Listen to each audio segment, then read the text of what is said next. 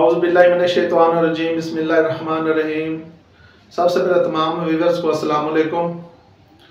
Viewers, आज जो मेरी वीडियो है ये बैंगन की काश्त के ऊपर है कि जो बैंगन की काश्त है वो हम कैसे कर सकते हैं और अर्ली काश्त कैसे की जा सकती है। तो आज हम इसके ऊपर बात करेंगे। इससे पहले जिन व्यूअर ने, जिन दोस्तों ने मेरे चैनल को सब्सक्राइब नहीं किया वो मेरे चैनल को सब्सक्राइब कर लें और साथ ही बेल के आइकन को प्रेस कर लें ताकि जो ही मेरी नेक्स्ट वीडियो आए तो उसका इंटीमेशन आपके पास आ जाए। अब हम चलते हैं अपने वीडियो की तरफ। हम देखते हैं कि हम बैंगन की काश्त जो है, अर्ली काश्त हम कैसे कर सकते हैं। आज व्यूअर जो जनवरी की 16 तारीख है और अभी से हमने प्लानिंग करनी है कि हमने बैंगन की काश्त करनी है और वो हम कैसे कर सकते हैं। तो इससे पहले हमने सिलेक्शन करनी है कि हमने सीड कौन सा लगाना है। तो सीड से पहले बात आ जाती है नर्सरी की। अगर तो व्यूअर आपने अर्ली, बिल्कुल अर्ली लगानी है तो आप अब नर्सरी नहीं लगा सकेंगे क्योंकि उसका टाइम जो है वो तकरीबन वो गुजर चुका है। आप कोशिश करें कि जहां कहीं भी आपको यानी कि रेडी नर्सरी आपको मिलती है तो वो आप उसको जेल में रखें। अगर आपने नर्सरी लगानी है तो तकरीबन 15-20 दिन लेट आपकी यानी कि काश्त हो जाएगी, तो भी आप नर्सरी भी जो है वो भी आप लगा सकते हैं। नर्सरी का जो है वो सारा प्रोसीजर वो मैंने अपनी एक और वीडियो में वो सारा प्रोसेस बता दिया कि नर्सरी कैसे काश्त की जा सकती है। अब हम सिर्फ देखेंगे कि हम नर्सरी से आगे हम जो है बैंगन की काश्त कैसे कर सकते हैं। सबसे पहले तो आपने जो है सीड की सिलेक्शन करनी है कि आपने सीड कौन सा लगाना है। सीड्स में अगर आपने लंबोतरा यानी कि लंबा जो है बैंगन वो लगाना है तो उसमें सुंदर काला, उसके बाद अलावा बेमिसाल, नराला, ये 3-4 ऐसी वैरायटीज हैं जो कि जो लंबोतरा बैंगन होता है उसके अंदर आती हैं। इसके अलावा जनक, बेमिसाल, ये 2 वैरायटियां ऐसी हैं जो कि गोल बैंगन की किस्मों में आती हैं। इसके अलावा भी अगर आपको कोई हाइब्रिड किस्म की वैरायटी आपको इल्म में हो कि ये बेहतरीन वैरायटी है तो आप कोई भी हाइब्रिड किस्म की वैरायटी है वो आप काश्त कर सकते हैं।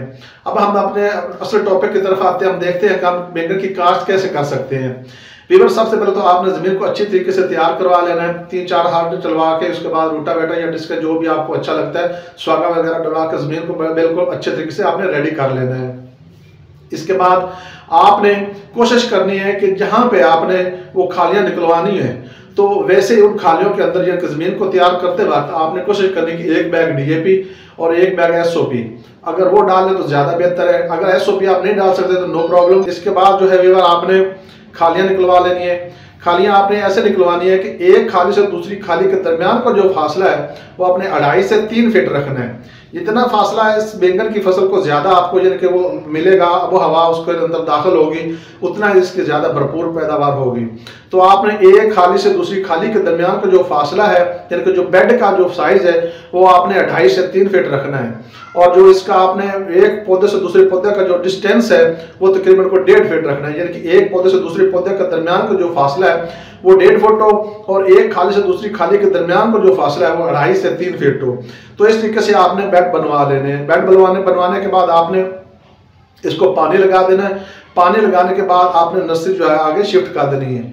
अभी जो जनवरी की आज 16 तारीख है तो आप लोग जनवरी के एंड से या फरवरी के शुरू से जो इसकी नर्सरी आगे शिफ्ट कर सकते हैं। अगर आपने खेती काश्त करनी, अगर अभी से यानी कि आज 16 जनवरी और अभी से ही हम आपको नर्सरी जो है वो कहीं से रेडी मिल सकती है तो आप अभी से भी काश्त कर सकते हैं। लेकिन इसके लिए आपको उसके ऊपर लो टनल लगाना पड़ेगा। यानी कि आपने नर्सरी आगे ट्रांसफर कर दी तो उसके ऊपर आपने बांस की स्टिक लेके या कि कुछ जो है जो सरिये के एंगल लेके उससे आपको उसके ऊपर जो है वो लो टनल लगाना पड़ेगा।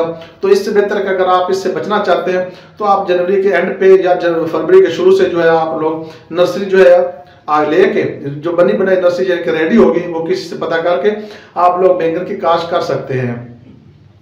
जब आपने बैंगन की इस तरीके से काश्त कर ली तो आपने इसको एक आध पानी जो है वो थोड़ा सा टाइमली देना है ताकि आपकी जो बैंगन की फसल है वो अच्छे तरीके से जड़ जाए और उसके जो शाखें हैं वो ऊपर निकलना शुरू हो जाए। तो व्यूअर, जब आपकी फसल जड़ जाती है और जो है शाखें वगैरह निकाल लेती है तो जब आपकी फसल फूलों पे आ जाती है तो फूल आवरी के मरहले पर आपने कोशिश करनी है कि इसको किसी भी अच्छी एनपीके का जो आप स्प्रे कर लें। 20-20 अगर आपको मिल जाती है तो उसका कर लें, 15-15 मिल जाती है तो उसका कर लें। तो किसी भी अच्छे एनपीके का आप जो है इसको स्प्रे कर लें।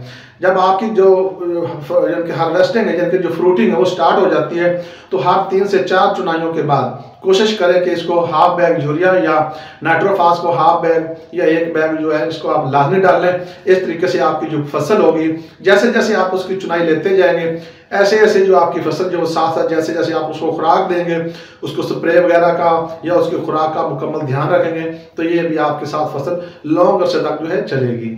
तो इस तरीके से आप लोग जो है बैंगन की काश्त जो है वो कर सकते हैं।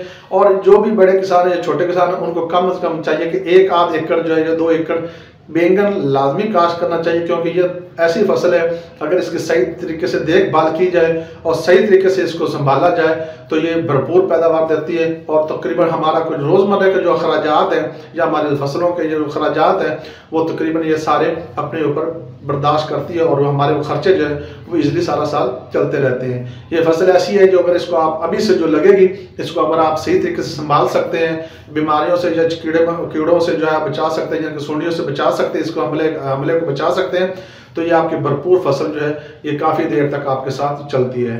तो इस तरीके से आप बैंगन की काश्त कर सकते हैं। उम्मीद है व्यूअर्स आज की मेरी वीडियो आपको पसंद आई होगी। आप मुझे मेरे नेक्स्ट वीडियो तक के लिए इजाज़त दें। खुदा हाफिज़।